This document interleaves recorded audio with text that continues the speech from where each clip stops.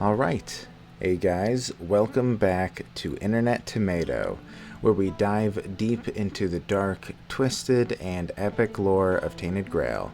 I will be your guide to unraveling the mysteries of Avalon. Today, we are continuing our lore series by going over the Age of Legends and some of its tragedies.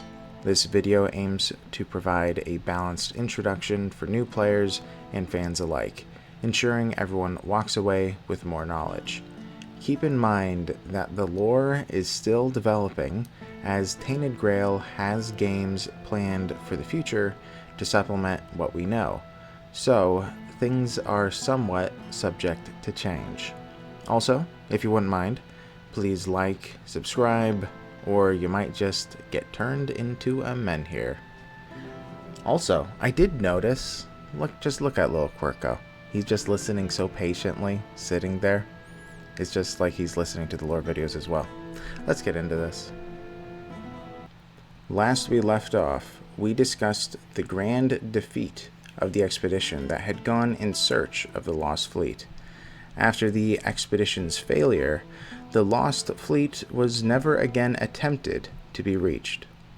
On Arthur's side of Avalon, they were in the dark of their story, but they have a long one of their own that will be gone over in the future. The battered expedition then survived on the edge of a knife while activating the first Menhir and learning about Menhir rights.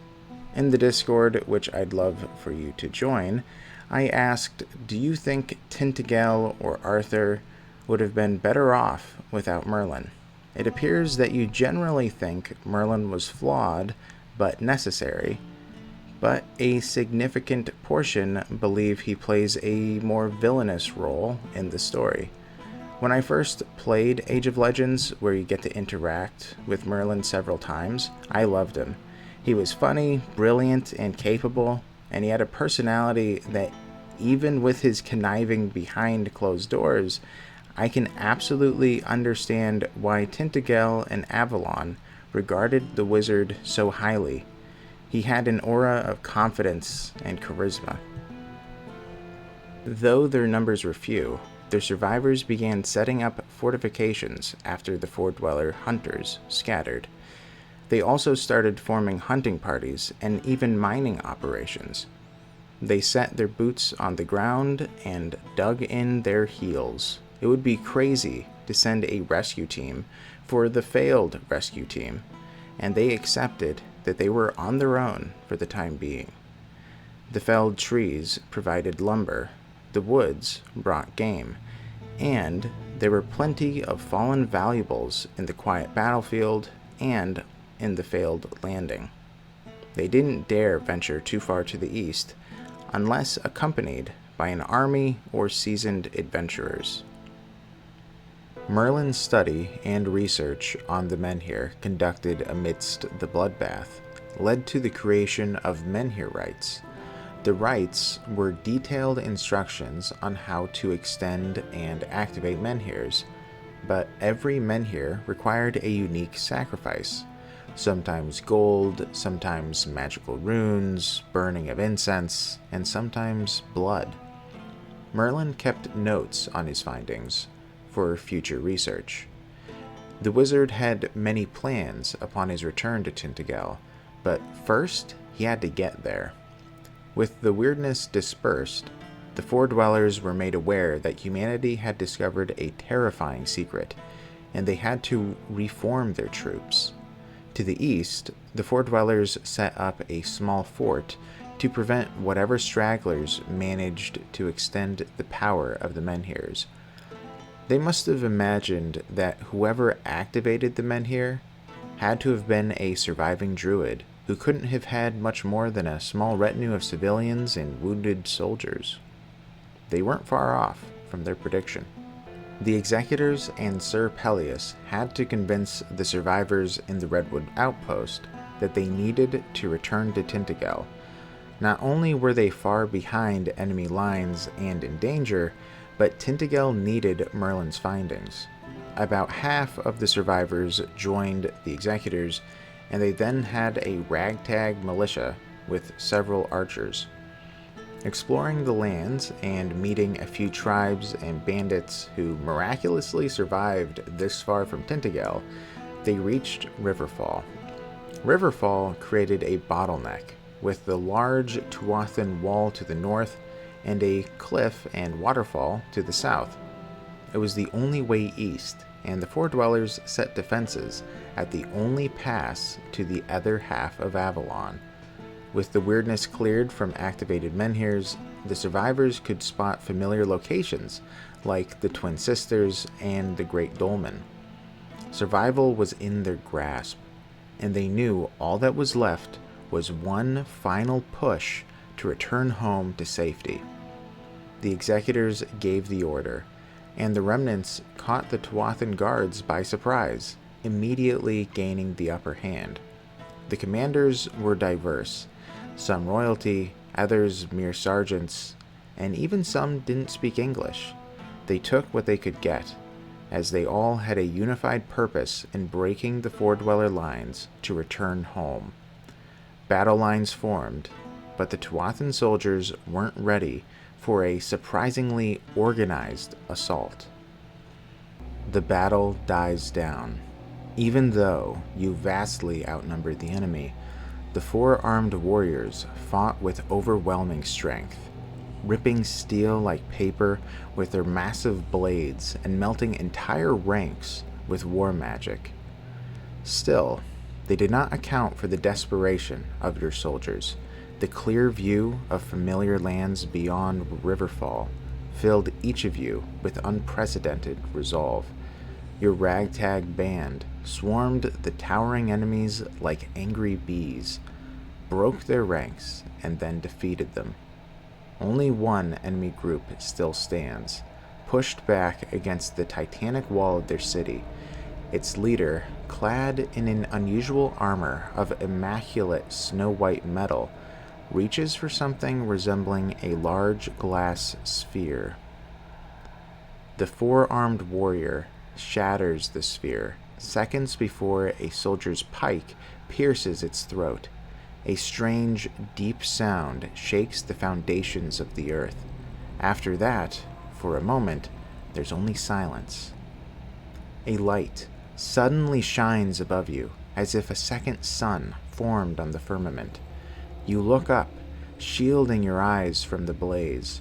Something is descending from the top of Tuathan's wall, a golden leaf floating from a tree.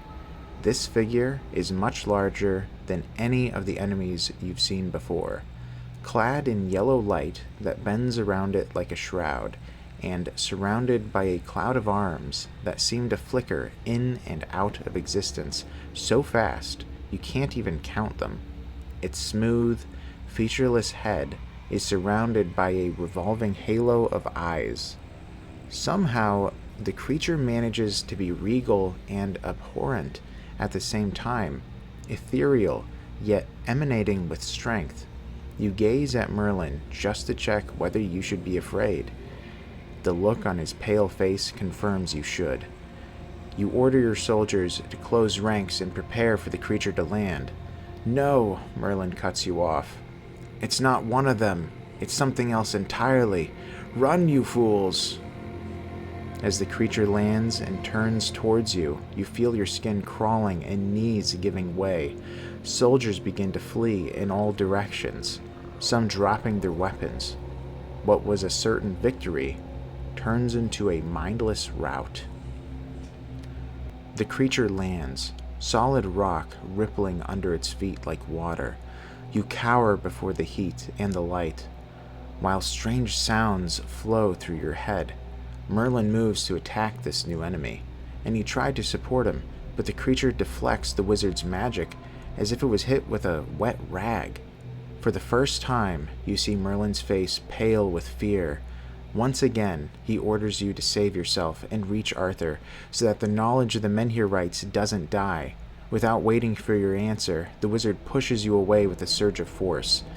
Then he turns back to the creature and places a thick shield of pure energy in front of him. The last thing you see is Merlin's body disintegrating into pieces as the creature effortlessly breaks through the barrier. Merlin was unmade. The most powerful man alive just ceased to exist. The soldiers scattered. Half ran to the outpost, too afraid to push on with Sir Peleus leading them to safety, while the other half ran away eastward to Tintagel with the executors. They didn't have time to think of all the implications and questions. All they could do was run. The creature was a mystery at the time, but we later learned it was the Everdweller, an angelic, godlike being tasked with being Avalon's guardian. They had to hurry home, as the Four Dwellers were right on their tail and sent armies of reclaimers to track the executors down. Though they remained dozens of miles from Tintagel, the survivors didn't rest until they found comfort behind Tintagel's walls. After days of travel and hiding, the survivors gazed upon Tintagel. They were finally safe. Upon hearing the extraordinary accomplishments and the lighting of the Menhirs, Arthur called for the executors to tell him every detail. Being invited to meet the king, Theobald and Nazar were no strangers. They gave every detail to the wizened and troubled king, who soon called Nimue into the room. She wore black, in mourning since hearing of Merlin's death. Nimue was Merlin's right hand and became the new leader of the Druids. As she took record of the events the executors depicted, she took her old master's tools and notes with trembling hands. The Menhir rites were written concisely for future use. With this Menhir knowledge, humanity could finally expand safely. Though there were stray creatures on the roads, there was no longer the chaotic fog dooming travelers once the Menhirs were activated. Villages could dot the land, planting crops that weren't poisoned by the weirdness. One of these was Connacht, arguably the first village planted under the guard of Tintagel. It was built in the middle of a giant field with a menhir in the center, practically inviting the fellow travelers to make their farmhold. Smaller villages and farmholds sprouted soon as well, but Connacht was different, as many of the founders were the survivors from the failed expedition.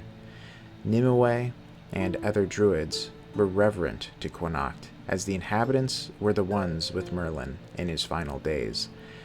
Nimue likely planted a tree there in Merlin's name, so that his deeds would never be forgotten. As the months passed, Arthur sent the executors on various tasks on Avalon, while the Knights of Tintagel handled the ongoing war. The chronology of the events is unknown, but their missions, though important to Avalon's history, will get their own video soon. With the lighted Menhirs, the human expansion accelerated. Soon, half of known Avalon was occupied by humanity, settling in the west, south, and east. The weirdness, Four Dweller armies, and the giants blocked off northern and central Avalon. All the while, King Arthur continued to commune with the Pale Lady, teaching and training Arthur in controlling the weirdness, but she took it a step further now. She wanted Arthur to learn the ways of the Four Dwellers. However, she can only prod and push Arthur so much, as they have never physically met. The Four Dwellers had discovered her involvement in the human invasion at some point, and held her prisoner in a weird fort near the center of Avalon. But Arthur planned a jailbreak.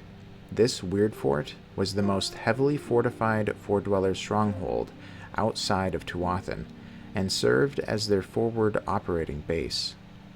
Arthur viewed the Pale Lady's safety as a chief priority, though her motivation in helping Arthur was because of her deep love for her dead son. Arthur's ultimate loyalty lay with humanity, even if it meant warping himself to defeat the Four Dwellers. With the help of the executors, they were able to connect to the Pale Lady through dreams in a very similar way to how Arthur could communicate with her.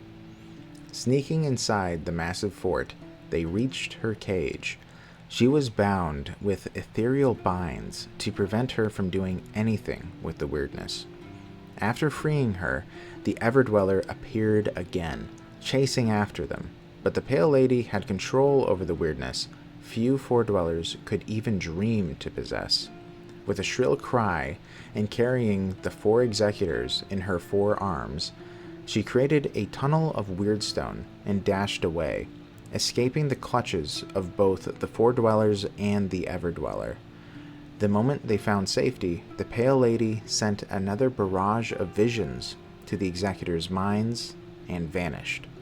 She implanted thoughts in their minds to lead Arthur to a weirdstone spire in the center of known Avalon, not far from Tintagel or Quinacht. With the Pale Lady freed, the Menhirs activating across Avalon, and humanity branching out, the Four-Dwellers upped their presence, their armies mobilized, and they sent out stronger, fiercer troops. The executors hurried to Tintagel to explain the news to King Arthur. Without a second thought, he donned his armor before giving Lancelot control of Tintagel and leaving in a hurry. Arthur rode away from Tintagel all alone to meet with the Pale Lady. Tintagel's court was astounded that the king would leave so suddenly, just as more Four-Dweller armies were sprouting. The nobility began fragmenting with Arthur's frequent rash decisions, and there were whispers of a revolt. Some petty kings, many who likely just arrived with the recent reinforcements, believed they could do better than Arthur, while others believed an oligarchy should be formed to account for the dozens of cultures and people groups that Tintagel protected. Arthur, detesting politics, wanted the Round Table to deal with the naysayers. There were far more pressing matters to deal with, but he did recognize the threat. The Knights of the Round Table were hard at work with maintaining peace behind Tintagel's walls and testing the waters in northern Avalon. Using the natural defenses of a place called the Titan Steps, Four-Dwellers set up units of stake slingers to kill all who attempted to go north, while Tintagel tried to break through Avalon to forge a path north. Arthur was rarely seen. He was with the Pale Lady at her tower. She was teaching him the ways of the Four-Dwellers and practiced communicating with him. He was learning quickly and discovered how to control the weirdness, ever so faintly. She taught him her culture, beliefs, values, and history through visions and implanted thoughts. Some of it was confusing, but it didn't take long for him to grasp her peculiar communication method to such an extent that it felt natural. The Pale Lady performed some rituals and spells on Arthur, making it easier for him to learn, but something inside him was changing, altering, warping. He couldn't be sure what was happening, but Arthur knew that no matter the side effects, to gain an edge on the Four-Dwellers, he would beat it and ensure humanity's survival. Was it hubris or desperation that led Arthur to submit to unknown forces? Hard to say. In the next lore video, we will be diving into the missions of the Executors, as well as their hand in the foundation of many locations in Avalon. But for now, please like and subscribe. Consider joining our Discord for random polls and Tainted Grail chats. Thank you so much for watching. I hope you guys have a great day. And I just want to say, look at this view. I mean, it's such a beautiful game, such a beautiful world. But yeah, I hope you guys have a great day. I'll see you guys in the next one. I'll see you guys later. Bye-bye.